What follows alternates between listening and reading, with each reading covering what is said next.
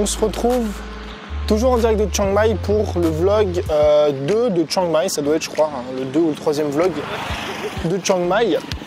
Aujourd'hui, je te l'ai mis sur Instagram, on est un lac qui est à côté de Chiang Mai, ça s'appelle, je sais plus comment, Huai Long Lake ou quelque chose comme ça. De toute façon, tu mets ça sur internet, tu trouveras facilement. Et c'est plutôt sympa, là regarde, je te montre, c'est un hôtel.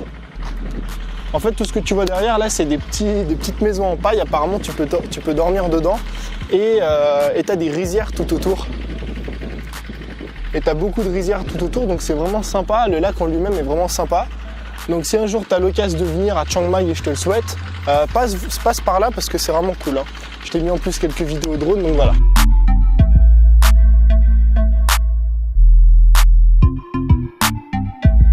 Bon alors aujourd'hui, on va parler des haters. Pourquoi je vais te parler des haters? Parce que je reçois beaucoup de messages par rapport à ça. Pas par rapport aux haters, mais par rapport à la peur du regard des autres. Et je pense que c'est énormément lié. On a peur en fait de se faire critiquer, on a peur de se faire un petit peu lyncher, de se faire pointer du doigt, de se faire moquer. On a peur d'avoir des commentaires négatifs comme ça.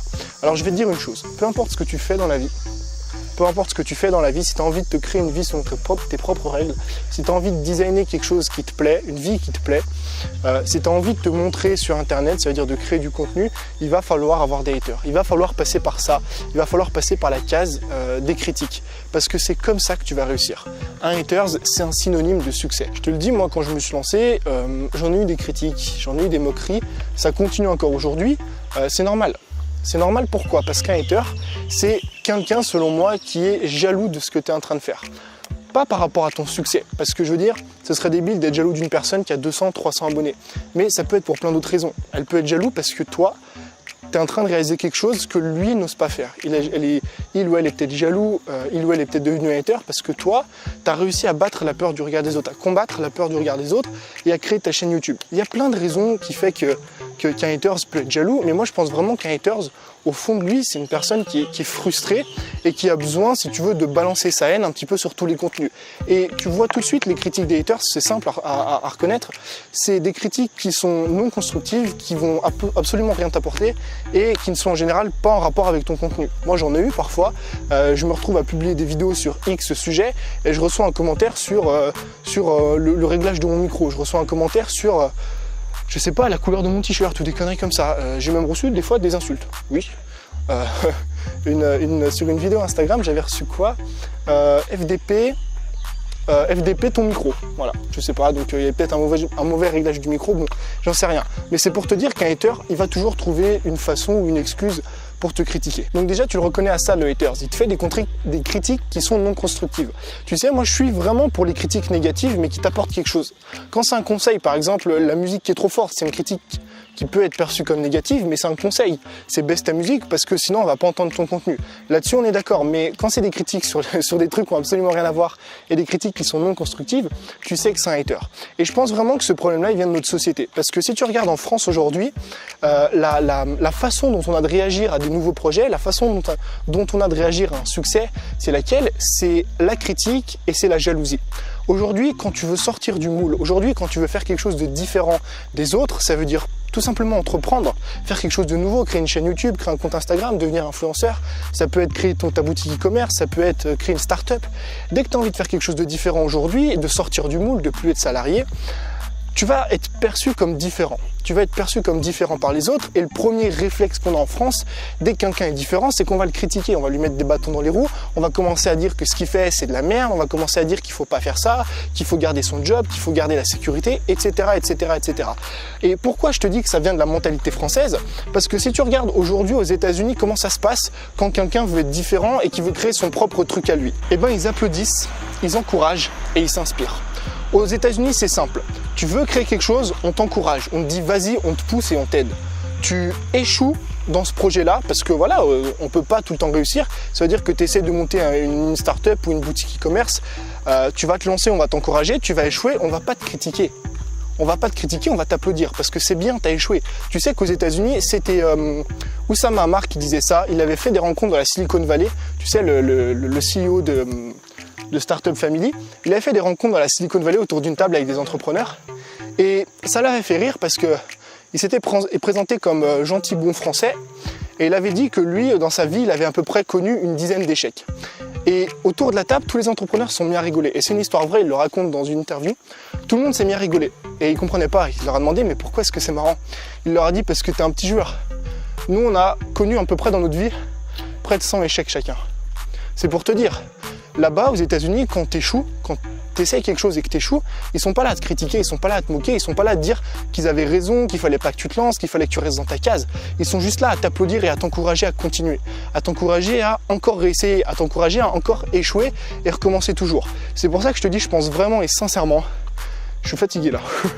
C'est pour ça que je te dis que je pense vraiment et sincèrement que les haters, ça vient vraiment de notre société française, ça vient vraiment de la façon dont on a grandi.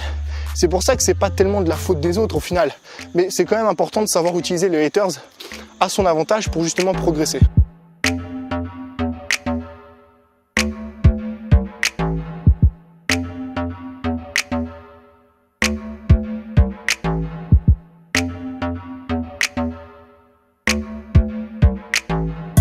Donc voilà, avant même de commencer et de t'expliquer pourquoi c'est bien hater, faut que tu comprennes ça.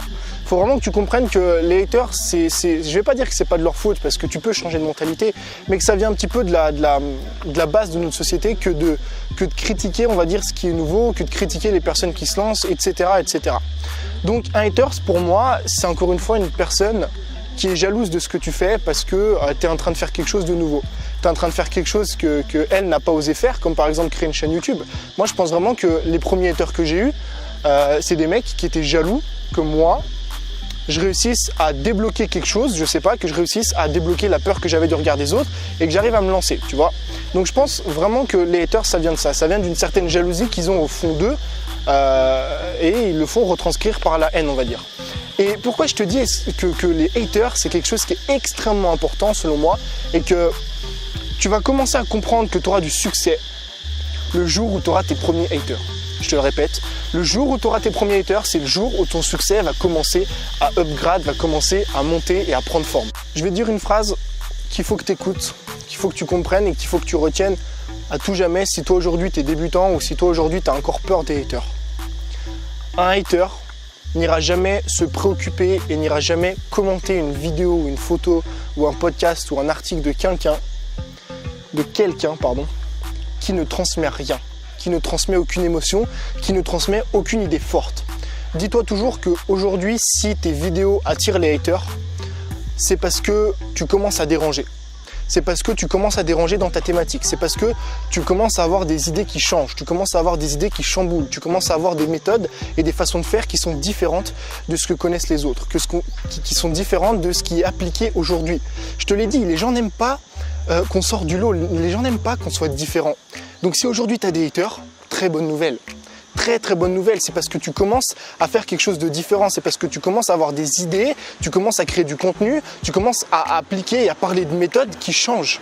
Donc c'est pour ça que les haters c'est une bonne nouvelle. Au début je comprenais pas ça. Au début je me disais putain, il y a des mecs qui commentent mes vidéos, il y a des mecs qui commentent mes photos, qui sont en train de me critiquer, de jalouser, c'est que je dois faire quelque chose de mal. C'est que je dois faire quelque chose de mal. Mais non, au contraire, tu fais quelque chose qui est génial. Ce truc que tu fais là, c'est juste que tu es en train de chambouler les choses.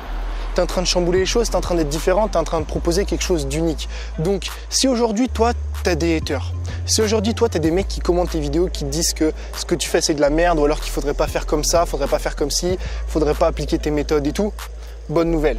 Très très bonne nouvelle et continue sur cette voie-là. Mais le but, c'est pas d'attirer la haine de la terre entière. Le but, c'est pas de dire des trucs, commencer à insulter les gens et tout. C'est pas ça le but. Je te dis pas d'avoir des haters pour avoir des haters, pas du tout. Je te dis juste de ne pas avoir peur d'affirmer ce que tu veux affirmer, de ne pas avoir peur de vraiment transmettre des idées, même si tes idées changent un petit peu de la moyenne. Tu sais, moi j'aime bien être non conformiste, j'aime bien sortir du lot, j'aime bien être différent et ça depuis toujours, depuis que je suis gamin, j'ai envie d'être différent des autres, j'ai pas envie de me mêler à la moyenne et j'ai envie de sortir du lot. Alors évidemment ça t'amène des haters, évidemment ça t'amène des critiques, mais c'est bon signe, c'est encore une fois parce que tu proposes quelque chose de nouveau.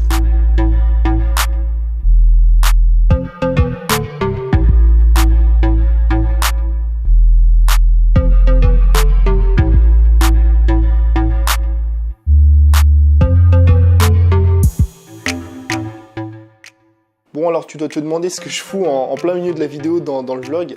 En fait, je suis en train de le monter là, et tu vois le petit micro-cravate qui est ici. Pendant la vidéo, quand je pensais l'allumer, je l'ai éteint, et inversement, du coup, les 2 dernières séquences, j'ai pas l'enregistrement audio. Heureusement, j'ai l'enregistrement du Canon G7X ici avec le micro interne, donc j'avais de la chance, c'était vraiment calme. Du coup, plutôt que de supprimer bêtement la vidéo parce que je trouve qu'elle était quand même pas mal et qu'il restait que 3 minutes, je t'ai laissé avec le son du G7X. J'ai essayé un peu de retoucher ça pour qu'il y ait de la qualité, donc je m'excuse, je ferai attention la prochaine fois et je te souhaite une bonne fin de vidéo.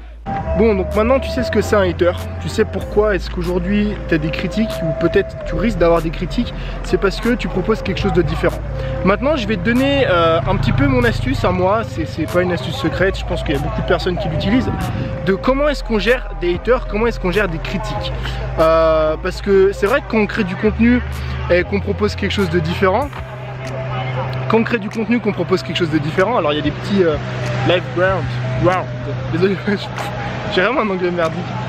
Quand on propose voilà, quelque chose de différent, c'est vrai que c'est bien de recevoir des critiques parce que ça prouve justement qu'on fait quelque chose d'unique, mais je veux dire ça reste quand même dérangeant parce que voilà, recevoir des critiques c'est quand même, ça blesse un petit peu et tout machin. Moi ce que je fais, clairement quand je reçois une critique, alors je te le dis, hein, si d'ailleurs tu as envie de me critiquer, ça se passera comme ça. En fait, donc si c'est un commentaire, bon en général c'est un commentaire, hein. J'ai de la chance peut-être, j'ai jamais encore reçu de MP ou des mecs qui étaient pas contents et tout. En fait c'est que je reçois un commentaire d'un hater, quand je le vois, je supprime directement, mais je le lis même pas si tu veux, tu vois. Bon, enfin si, je suis obligé de le lire, mais quand je vois par exemple c'est de la merde ou un truc comme ça, un mot comme ça, je supprime directement le commentaire, je bloque la personne et on n'en parle plus. On n'en parle plus. Ça veut dire que je fais pas une fixette 100 ans sur la critique parce que je sais que les haters critiquent mes vidéos, mes articles, ce que tu veux, parce que je fais quelque chose de différent. Et du coup, je sais que ce mec-là est un hater. Je sais que ce mec-là, il passe sa vie à critiquer ce qu'il voit sur Internet, le contenu qu'il voit sur Internet. Et si je fais que supprimer le commentaire, il risque de revenir encore une fois. Donc ce que je fais, c'est que je supprime le commentaire, je bloque la personne, comme ça la personne n'a plus accès à mon compte, la personne ne peut plus s'amuser à lâcher des commentaires comme ça. Et pourquoi est-ce que c'est extrêmement important de supprimer le commentaire à la seconde où il est posté? Parce que tu as un truc qu'on appelle l'association, dont je t'ai déjà parlé sûrement. En fait, l'association, c'est que tu vas associer, si tu veux, une certaine action à un certain sentiment. D'accord? Par exemple, si tu commences à prendre plaisir à faire des vidéos, tu vas associer les vidéos au plaisir, si tu veux. Et ça va être beaucoup plus simple pour toi de faire des vidéos en y prenant plaisir plutôt que si tu devais te forcer à chaque fois. Maintenant, imagine un instant que tu associes les avis négatifs et les commentaires négatifs à tes vidéos. Ça veut dire que tu te dis, et à chaque fois que tu vas tourner une vidéo, putain je vais avoir des commentaires négatifs, il y a un mec qui va poster un commentaire négatif, etc. etc. Tu vas faire une association entre les vidéos et les commentaires négatifs et ça va plus te donner envie de faire des vidéos. Ça va plus te donner envie de faire des vidéos parce qu'à chaque fois tu vas te dire, putain je suis sûr que ce mec il va revenir poster un commentaire négatif, ce mec il va revenir faire son hater. Alors même si c'est bien d'avoir des haters, c'est pas forcément bien d'être toujours dans un mood où on est stressé parce qu'on sait qu'il y a un mec qui va venir commenter. Donc moi, mon truc que je fais, et pour moi ça marche, alors encore une fois peut-être que toi ça va pas marcher, mais c'est mon conseil, c'est que dès que tu vois un hater quelque part, peu importe la plateforme, dès qu'il y a un mec qui commente, tu cherches même pas à savoir si son commentaire est pertinent, s'il n'est pas pertinent ou pas, parce que du moment que tu sais que c'est un hater, tu sais que c'est pas pertinent. Le mec, tu fais une vidéo sur je sais pas, j'en sais rien, comment est-ce que je voyage ou comment, un truc débile, tu sais, par exemple personnel, le mec va commencer à faire une critique sur ta coupe de cheveux, une critique sur, je sais pas, ton t-shirt ou la façon dont tu parles, tu sais que c'est un hater, donc tu supprimes et tu bloques la personne. Et encore une fois, il faut éviter d'associer tes vidéos aux haters et aux commentaires négatifs parce que sinon tu risques de baisser les bras et tu risques de pas être motivé à faire des vidéos. Donc voilà, je voulais vraiment répondre à ce petit problème là qui revient assez souvent sur ma chaîne. N'hésite pas à me mettre dans les commentaires si tu as d'autres problèmes avec ça, avec les haters, la peur du regard des autres, on en a déjà pas mal parlé, mais je pourrais encore développer plus ça, ou n'hésite pas non plus à me mettre si tu as d'autres problèmes avec la création de contenu, que j'en parle dans les prochaines vidéos. Si le vlog t'a plu, comme d'habitude, tu sais que tu peux m'aider en laissant un petit like juste en dessous et en t'abonnant à la chaîne si tu l'es pas. On est bientôt 900, on court vers les 1000 avant la fin du mois d'avril. J'annonce, on est plus de 1000 sur la chaîne avant la fin du mois d'avril. Donc si t'es pas abonné, tu cliques juste en dessous là, et moi je te dis à demain pour un nouveau vlog. Ciao.